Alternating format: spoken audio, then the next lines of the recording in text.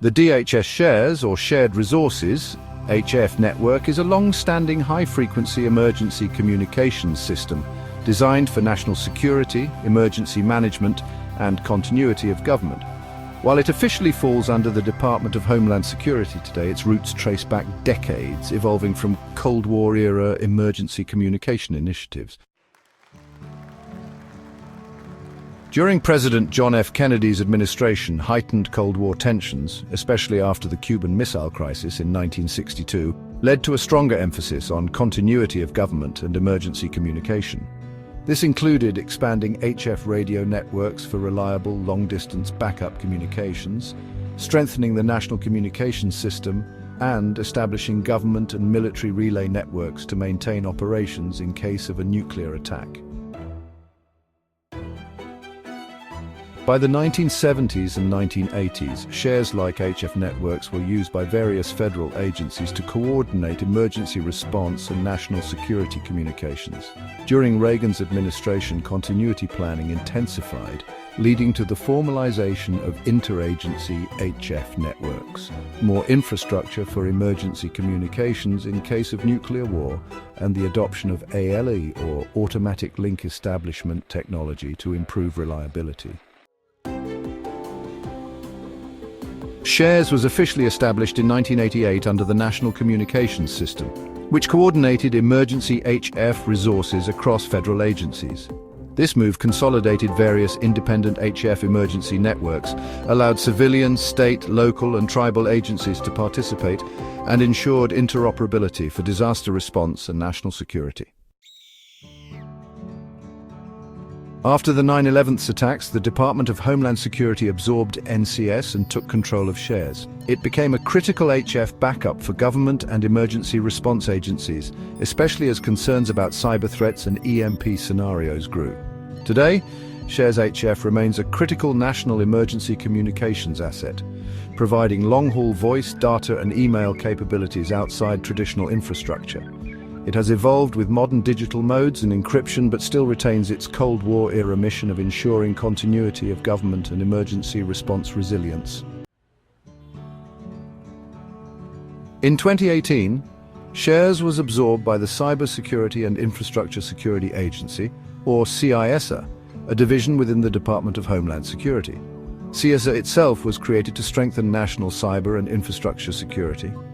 But its broader focus meant that HF emergency communications became an even smaller priority. CISA's budget has ranged from its lowest at $1.8 billion to a high of around $3 billion, but only a tiny fraction of that has ever been allocated to SHARES. The vast majority of CISA's funding is directed towards cybersecurity, critical infrastructure protection, and election security, leaving traditional HF radio communications severely underfunded. Despite its self-reliant nature, long-haul shortwave communications, or HF, have been on the decline, seen as outdated in the digital and satellite era.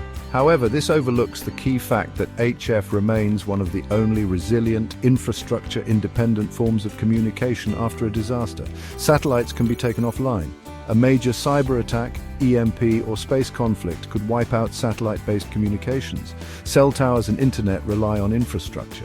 If power grids fail, traditional communication dies. HF works in austere conditions. With the right training, equipment and propagation knowledge, HF can function globally under disaster conditions.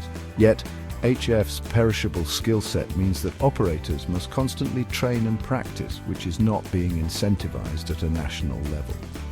Volunteer operators dedicate thousands of unpaid hours to keep the system alive. But as they age out and fewer people take up the art, the network atrophies. One of the biggest failures in national preparedness is the lack of investment in EMP-hardened HF radio infrastructure.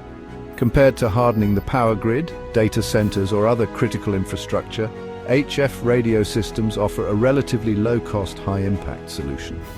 EMP-hardened HF transceivers, amplifiers and antennas could be strategically placed across the United States. Volunteer operators could be paid and trained professionally, ensuring a robust practice network. Redundant HF sites could be built at a fraction of the cost of rebuilding fiber optics satellites or hardened microwave relay networks.